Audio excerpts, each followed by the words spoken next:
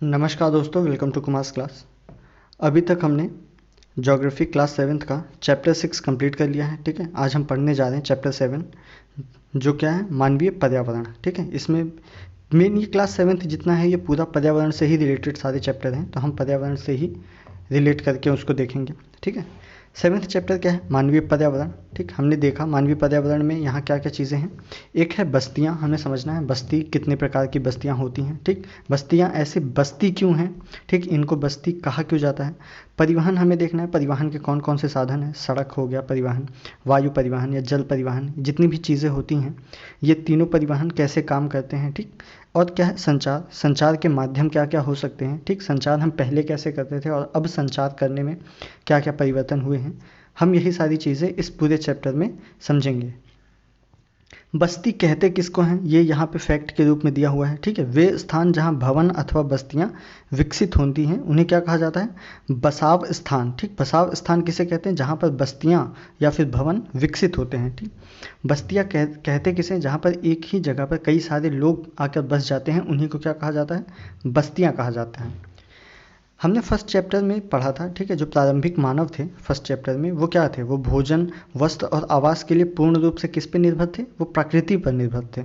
ठीक, लेकिन जैसे जैसे समय बीता उन्हें उनमें कौशल विकसित होने लगा और धीरे धीरे उन्होंने क्या किया, उन्होंने उत्पादन करना शुरू कर दिया। जब उन्होंने उत्पादन करना शुरू कर दिया तो उसके लिए उन्हें एक जगह पर रुकना पड़ा, काफ़ी लंबे समय तक रुकना पड़ा। और जब रुकना पड़ा तो उसके लिए उन्होंने क्या, वहाँ पे घर बनाए।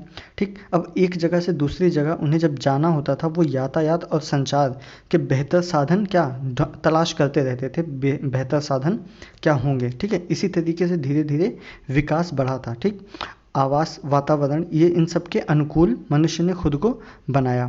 फिर आगे क्या हुआ, आइए देखते हैं। बस्तियाँ कहते किसको हैं, बस्तियाँ वे स्थान होती है जहाँ लोग अपने लिए घर बनाते हैं। ठीक है, अपने लिए जब हम एक जगह पर घर बना लेते हैं तो उसी जगह को क्या कहा जाता है, वो हमारी बस्ती हो जाती है, जहाँ पर हम बसते हैं या रहते हैं। ठीक, जो पहले के मनुष्य थे, प्रारंभिक मनुष्य, वो क्या करते थे, वो वृक्षों या गुफाओं में निवास करते थे। ठीक है, हमने पढ़ा था शुरू में कि प्रारंभिक मनुष्य कहाँ रहते थे, वृक्षों और गुफाओं में रहते थे। ठीक, जब उन्होंने फसल उगाना आरंभ किया तो उसके लिए एक स्थायी घर बनाया।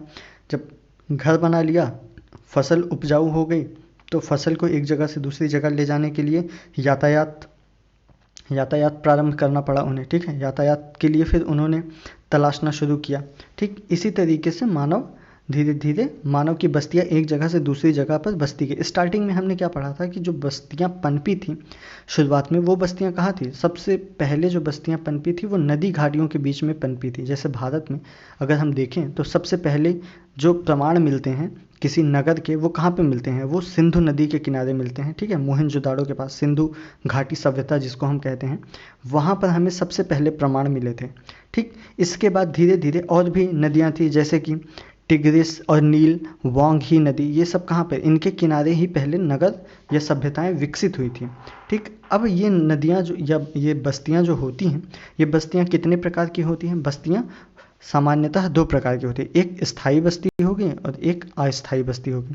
स्थायी अस्थायी का सीधा सा मतलब यह है कि स्थायी वो जो लंबे समय तक हमेशा बनी रहे। ठीक है, अस्थायी बस्तियां क्या होती हैं, जो एक समय के बाद उजड़ जाती हैं। ठीक है, फिर वो कहीं और जाके बस जाते हैं, तो वो अस्थायी समय के लिए बसते हैं आके लोग वहाँ पर, फिर कुछ समय बाद जाकर किसी दूसरी जगह पर बस जाते हैं, फिर वो जो पुरानी बस्तियाँ होती हैं वो उजड़ जाती हैं। ठीक है, कुछ समय के लिए बनाई गई बस्तियों को क्या कहते हैं, अस्थायी बस्तियां कहते हैं। ठीक है, जो कहाँ पर बनती है, जो घरों, घने जंगलों, गर्म और ठंडे रेगिस्तान और पर्वतों पर निवास आकर अस्थायी बस्तियों में करते हैं। ठीक, ये लोग कैसे होते हैं, आखेट संग्राहक। आखेट संग्राहक का मतलब हमने पढ़ाया था शुरू में ही, स्टार्टिंग में, आप सब कमेंट करके बताइएगा होता क्या है इसका मतलब। ठीक है, कृषि और ऋतु प्रवास करते हैं ये लोग क्या करते हैं, ये लोग अस्थायी बस्तियां बसाते हैं। ठीक, इस तरीके की एक मानव बस्ती आप इसमें देख सकते हैं इस पूरी फोटो में, कि मानो जैसे यहाँ पे एक घर, ये फिर ये फिर ये फिर ये, इस तरीके के जो घर बसे हैं, ये क्या, ये पूरा एरिया को क्या कहा जाएगा, ये एक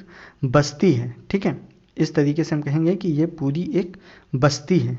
ठीक, और अस्थायी बस्तियाँ क्या करती हैं, अधिकांश बस्तियां क्या होती हैं, ये स्थायी बस्तियां होती हैं। ठीक है, इनमें लोग रहने के लिए घर बनाते हैं, स्थायी बस्तियों में रहने के लिए घर बनाते हैं और लंबे समय तक एक जगह पर रहते हैं। ठीक, इसमें एक आप समझ सकते हैं, ये केस स्टडी के तरीके से कुछ दिया हुआ है। कि मैरी का जन्मदिन रहता है तो ठीक है, केक काटने के लिए उसके मित्र उसके पास अलग अलग स्थान से आते हैं, कुछ गांवों से आते हैं, कुछ शहर से आते हैं, ठीक है, कुछ ऐसी जगह से आते हैं जहाँ पर कोई सुविधाएं नहीं होती, कुछ ऐसी जगह से आते हैं जहाँ पर सुविधाएं तो नहीं होती हैं लेकिन वहाँ पर वो पर्यावरण वहाँ का अच्छा होता है, ठीक है। तो ये केस स्टडी टाइप का ही दिया हुआ है, आप इसको पढ़िएगा तो समझ में आएगा, ठीक है। इसका सार क्या है, कुछ ऐसा ही है कि इसको पढ़ के हमें पता चलेगा कि बस्तियां कितने प्रकार की होती हैं। एक अभी हमने देखा कि बस्ती दो हो सकती हैं, ठीक है, एक स्थायी और एक अस्थायी। और स्थायी और अस्थायी में भी बस्तियां कैसी होती हैं, बस्तियां दो हो सकती हैं, एक सघन बस्ती हो सकती है और एक प्रकीर्ण बस्ती हो सकती है, जैसे कि ये दिया है। सघन मतलब क्या हो गया कि जहाँ एक ही स्थान पर बहुत सारे घर आसपास बने हों तो उसको क्या कहेंगे, सघन। मतलब कम जगह में बहुत ही ज़्यादा लोग जहाँ निवास करते हैं वो स्थान कैसा होगा, वो सघन निवास करें। और प्रकीर्ण का मतलब क्या हुआ कि मतलब यहाँ पे बहुत ही ज़्यादा स्थान है लेकिन लोग यहाँ पर कम निवास करते हैं, तो यहाँ पर जो लोग होंगे वो एक जगह पर होंगे, फिर उससे बहुत ज़्यादा ही दूरी पर दूसरे लोग वहाँ पर रहेंगे, ठीक है। अब जो ग्रामीण बस्तियाँ होती हैं जहाँ कृषि, मत्स्य पालन, वानिकी, दस्तकारी और पशुपालन संबंधी कार्य करते हैं, ठीक है, ग्रामीण बस्तियाँ हमने क्या देखा, सघन और प्रकीर्ण हो सकती हैं, ठीक। प्रकीर्ण बस्तियों में लोगों के घर दूर दूर व्यापक क्षेत्रों में फैले होते हैं और इस प्रकार की बस्तियां मुख्यतः कहाँ पे मिलती हैं, पहाड़ी क्षेत्रों में, घने जंगलों में, और या फिर अति विषम जलवायु जहाँ की होती है, ठीक, जहाँ पे जलवायु बहुत ज़्यादा ही अति विषम होती है, ऐसे ही स्थानों पर ये प्रकीर्ण बस्तियाँ पाई जाती हैं, ठीक। ये ग्रामीण जो लोग होते हैं ये क्या करते हैं, ये अपने पर्यावरण के अनुकूल अपने घर बनाते हैं, ठीक है। पर्यावरण के अनुकूल का मतलब क्या हुआ कि जहाँ पर बहुत ज़्यादा बारिश होगी तो वहाँ पर आप देखेंगे कुछ इस तरीके के घर दिखेंगे, ढाल ढाल, ताकि बारिश का पानी उनकी छतों पर ना रुके, ठीक। कुछ इस टाइप के हम कह सकते हैं कि पर्यावरण के अनुकूल। जहाँ पर बहुत ज़्यादा रेगिस्तान होगा तो वहाँ का घर कैसा होगा, ठीक है, बताइए। अत्यधिक ढाल वाली छत बनाते हैं, ठीक है, जिन स्थानों में वर्षा के समय। और क्या हो सकता है, जहाँ पर जल बहुत जमा होता है वहाँ क्या होता है, वहाँ ऊंचे प्लेटफॉर्म और स्लिट पर घर बनाए जाते हैं। जैसे कि इस ज़मीन पर नीचे पानी जमा हुआ है तो यहाँ पर क्या ऊंचे प्लेटफॉर्म पर घर बनेगा, ये हो गया प्लेटफॉर्म, ठीक। इस तरीके के प्लेटफॉर्म पर घर बनेगा या इसी को क्या कहा जाता है, स्लिट, ठीक। और जहाँ की जलवायु गर्म होती है वहाँ के घर कैसे होते हैं, वहाँ की जो मिट्टी की दीवारें होती हैं वो बहुत ही मोटी होती हैं, ठीक। और जिनमें छतें किसकी होती हैं, फूस की होती हैं, ठीक। स्थानीय सामग्री कैसे होते हैं, जैसे पत्थर, पंख, चिकनी मिट्टी, तृण आदि का उपयोग घर बनाने में किया जाता है। जो नगरीय बस्तियाँ होती हैं, ठीक, ये नगर छोटी और शहर उनसे बड़ी बस्तियाँ होती हैं। नगरीय बस्तियों में जो नगर होते हैं ये छोटे होते हैं और शहर क्या होती हैं, उनसे बड़ी बस्तियाँ होती हैं। नगरीय क्षेत्रों में क्या करते हैं लोग, निर्माण, व्यापार और सेवा क्षेत्र में कार्यरत होते हैं, ठीक है। अपने राज्य के कुछ गांवों के नाम आप बताएंगे, इसमें क्रियाकलाप ऐसे इसमें दिए गए हैं एनसीईआरटी में। जो नगरीय क्षेत्र में लोग निर्माण, व्यापार और सेवा क्षेत्र में कार्यरत होते हैं। अब बस्तियां हमने देख लिया, बस्तियां कितने प्रकार की होती हैं, ठीक, स्थायी होती हैं, अस्थायी होती हैं, सघन होती हैं, प्रकीर्ण बस्तियां होती हैं, ठीक। अब इसके अलावा अब हम देखेंगे परिवहन कैसा होता है। परिवहन कैसा होता है, पहले के लोग, परिवहन होता क्या है ये समझते हैं। परिवहन क्या होता है, लोग एवं सामान के आवागमन का एक साधन होता है, ठीक। जब लोग एक स्थान से दूसरे स्थान पर जाएंगे तो वो कैसे जाएंगे, वो परिवहन के ही द्वारा जाएंगे। या फिर किसी सामान को एक स्थान से दूसरे स्थान पर ले जाना है तो वो किसके द्वारा ले जाया जाएगा, वो परिवहन के ही माध्यम से एक स्थान से दूसरे स्थान पर जाएगा, ठीक। पुराने समय में क्या होता था, पुराने समय में लोगों को जब बहुत ही अत्यधिक दूरी की यात्रा तय करनी होती थी तो वो क्या करते थे, वो लोग या तो पैदल चलते थे, ठीक है, और अपने सामानों को किस पर लाद देते थे, जानवरों पर। उस समय पशुओं का उपयोग बहुत ज़्यादा होता था, ठीक है, वो खुद पैदल चलते थे और पशुओं का उपयोग करते थे। फिर उसके बाद पशुओं में ही धीरे धीरे हम घोड़े का उपयोग करने लगे, ठीक। जैसे ही पहिए का आविष्कार हो गया फिर हमने घोड़े बनाए, बैल बनाए, तो फिर हमने इससे धीरे धीरे क्या बनाया, घोड़ा गाड़ी और बैलगाड़ी। इस तरीके से हमने परिवहन को एक आसान बनाया, ठीक है। समय के साथ परिवहन के विभिन्न साधनों का विकास होता गया, ठीक है। आज के लेकिन परिवहन का पशुओं का उपयोग नहीं करते हैं हम आजकल। हमारे देश में जो जानवरों का उपयोग किया जाता था सामान्यतः वो कौन कौन से होते थे, गधे, खच्चर, बैल और ऊँट, इन सब का उपयोग किया जाता था, ठीक है। दक्षिणी अफ्रीका के जो एंडीज़ पर्वत हैं वहाँ के क्षेत्रों में किसका उपयोग किया जाता था, लामा का उपयोग, लामा एक जंतु है, इसका उपयोग किया जाता था, ठीक है। तिब्बत में जैसे हम देखेंगे फोटो वगैरह तो क्या याक का उपयोग होता रहता है, ठीक। प्रारंभ में अन्य देशों के व्यापारी को जो भारत पहुंचने में अनेक महीने लग जाते थे। इसके बाद क्या हुआ, इसके बाद वो समुद्री मार्ग से आने लगे या थलीय मार्ग से आते थे, ठीक है। हवाई यात्रा ने परिवहन को द्रुत बना दिया। द्रुत मतलब आसान। जैसे ही हवाई यात्रा शुरू हुई तो परिवहन क्या हो गया, हमारा परिवहन बहुत ही आसान हो गया।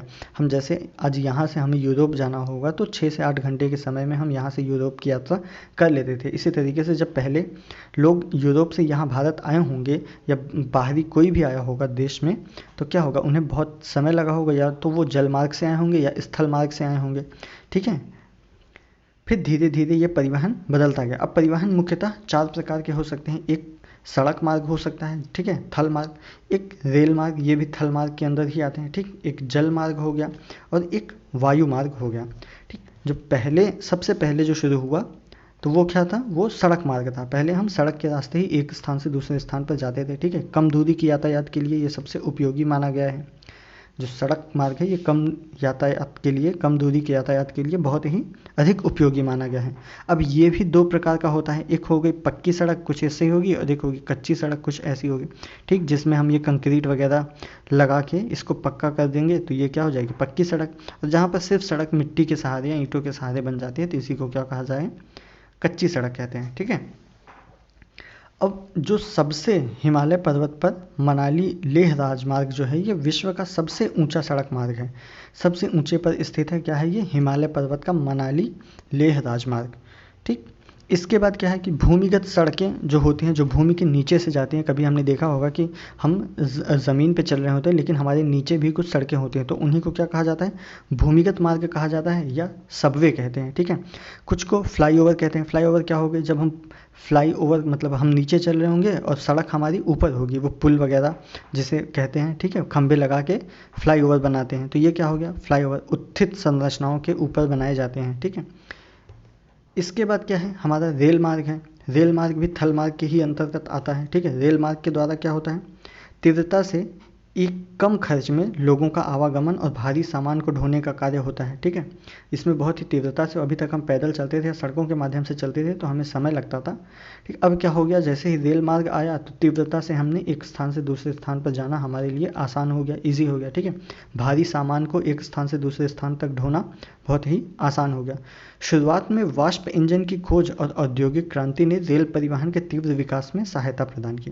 जैसे ही वाष्प इंजन की खोज हुई, औद्योगिक क्रांति भी शुरू हुई, तो रेल परिवहन क्या हो गया, रेल परिवहन का विकास बहुत ही तीव्र गति से प्रारंभ हो गया, ठीक है। और जब डीजल और विद्युत इंजनों ने व्यापक रूप से वाष्प के इंजनों का स्थान ले लिया तो सुपरफास्ट रेलगाड़ियों से परिवहन की गति और तीव्र हो गई। पहले वाष्प के द्वारा हम रेलगाड़ी चलाते थे, ठीक है, इंजन वाष्प के द्वारा चलता था। लेकिन जैसे ही ईंधन, डीजल और विद्युत इंजनों का उपयोग होने लगा, वैसे ही ये रेलगाड़ियाँ कैसी हो गई, ये सुपर फास्ट हो गए। तब और भी ज़्यादा और भी कम समय हमें लगने लगा एक स्थान से दूसरे स्थान पर जाने पर, ठीक है। मैदानी भागों में क्या होता है कि रेल मार्गों का जाल बहुत ही व्यापक रूप से फैला हुआ है। ये मैदानी भागों में उन्नत प्रौद्योगिकी कौशल से दुर्गम पहाड़ी क्षेत्रों में भी अब रेल मार्ग बनाना संभव हो गया है, ठीक है। जो भारतीय रेल मार्ग है इसका जाल भली भांति विकसित है। यह एशिया में सबसे बड़ा नेटवर्क है, ठीक है। जो रेल का नेटवर्क है, जो रेल मार्ग आप देखते हैं, ये भारत में एशिया का सबसे बड़ा रेल मार्ग जाल बिछा हुआ है, जो भारत में बिछा हुआ है, ठीक है। इस तरीके से आप देखेंगे विश्व का सबसे बड़ा रेल मार्ग कौन सा है, ठीक, ट्रांस साइबेरिया रेल मार्ग विश्व में सबसे लंबा रेल मार्ग है, ठीक है।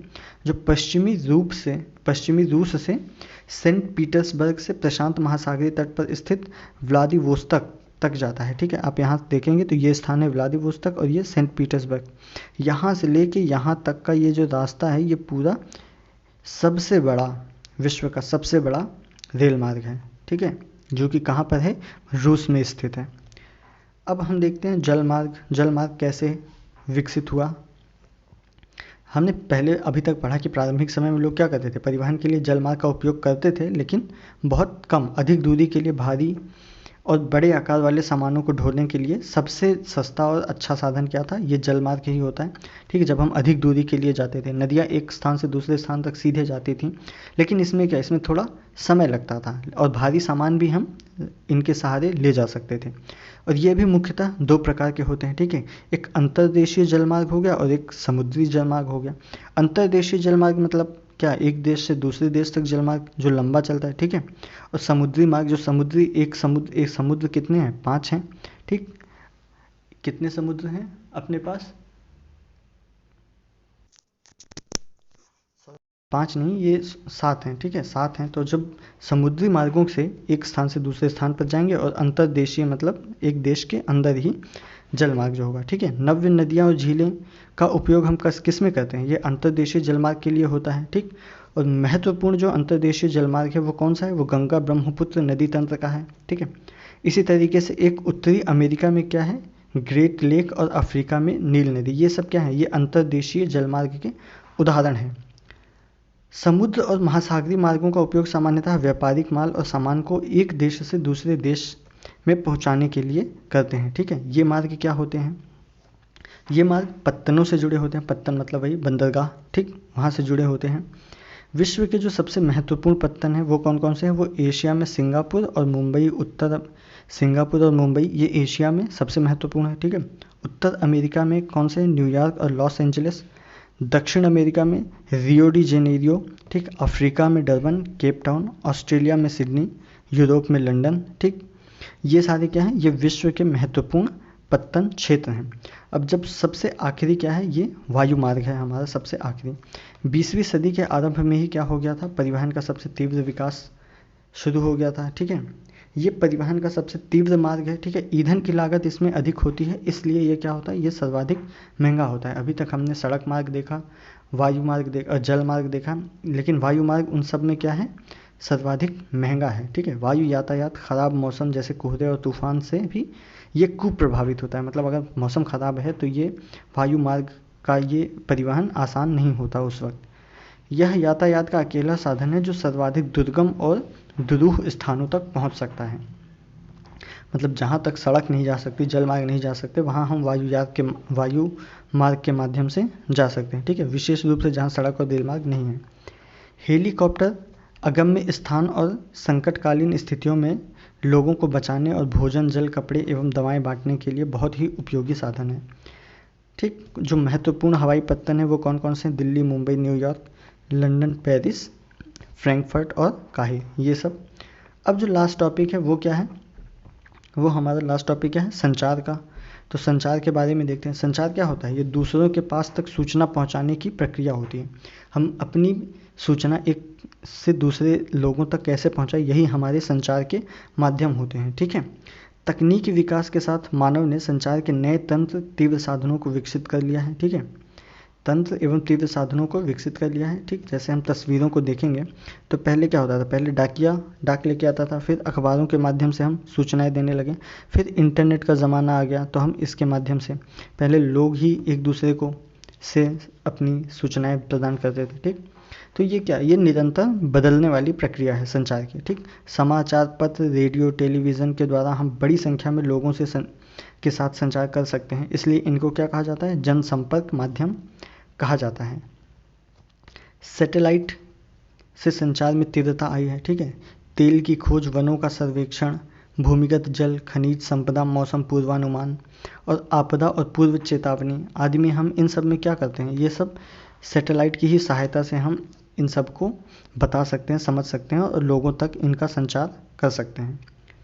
अब हम इंटरनेट के माध्यम से भी इलेक्ट्रॉनिक मेल या जिसको ईमेल कहा जाता है, ठीक है, ये इंटरनेट के माध्यम से भेज सकते हैं, ये भी एक संचार का माध्यम है, ठीक। और आजकल क्या हो गया, सेल्यूलर फ़ोन के द्वारा बेतार टेलीफोन संचार अत्यधिक लोकप्रिय हो चुका है, ठीक। इंटरनेट के माध्यम से विश्व भर में केवल सूचना और परस्पर समीपता ही नहीं मिलती, अपितु इनसे हमारा जीवन अत्यधिक सुखमय भी बन गया है। अब हम घर बैठे ही रेल, हवाई जहाज एवं सिनेमा या होटल तक के लिए टिकट आरक्षित कर सकते हैं। तो ये जो इंटरनेट आया या क्या कहते हैं, डाकिया के द्वारा, अखबारों के माध्यम से, इन सब के माध्यम से हम अपनी सूचनाएं एक स्थान से दूसरे स्थान तक पहुंचा सकते हैं। और आज हमें अब जाने की कहीं आवश्यकता नहीं है, हम मेल के द्वारा या फ़ोन के द्वारा अपनी सुविधा के अनुसार हम अपनी सूचनाएं एक जगह से दूसरी जगह पहुंचा सकते हैं, ठीक है। यही हमारे संचार का विकास है। तो हम ये देखेंगे कि जो विश्व के प्रमुख समुद्र और हवाई जहाज़ पत्तन कहाँ कहाँ पे हैं, ठीक है। तो जो ये रेड वाले हैं ये सब क्या हैं, ये वायु मार्ग हैं, ठीक है, कहाँ से कहाँ तक की अगर हम हवाई यात्रा करेंगे तो कैसे कैसे करेंगे। और जो ये डॉट वाले हैं ये सारे क्या हैं, ये जल मार्ग हैं। और प्रमुख समुद्र और हवाई जहाज़ जहाँ जहाँ पे रुकते हैं ये पत्तन, ठीक है, इस तरीके से ऐसे ये ब्लैक डॉट्स जो दिए गए हैं। तो आप ये मैप को एक बार देखिएगा कि हम यहाँ से कहाँ तक की फ़्लाइट ले सकते हैं, ठीक है, कुछ इस तरीके से दिखाई गई है। मॉरिशस, नैरोबी, ये फिर यहाँ से यहाँ पर ऐसे हम फ़्लाइट एक जगह से दूसरी जगह के लिए ले सकते हैं। या समुद्र के से अगर हम रास्ता करते हैं तो यहाँ से ये फिर इधर से जाएंगे, ठीक, ऐसे कुछ इसी तरीके से जो बंदरगाह दिखाए गए हैं इन बंदरगाहों पे हम रुकते हुए जा सकते हैं, ठीक। तो यहीं पर हमारा पूरा चैप्टर 7 समाप्त होता है, ठीक। धन्यवाद।